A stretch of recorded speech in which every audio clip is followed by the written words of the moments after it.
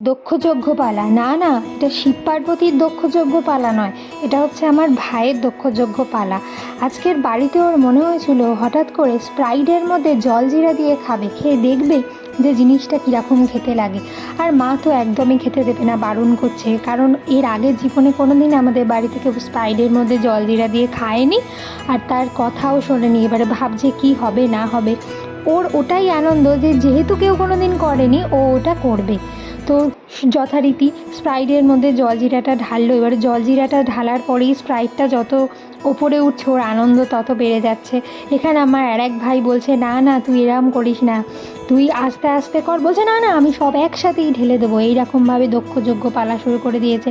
আর এমনিতেই যাদের বাড়ি ছোট ভাই আছে তারা সবাই জানে যে ছোট ভাই থাকলে তাদের সারাদিন দুষ্টুমি আর খুনসুটিতেই সময় চলে যায়। দক্ষযজ্ঞ পালা কেন, কংসবধ পালাও তারা বাড়িতে কোনো সময়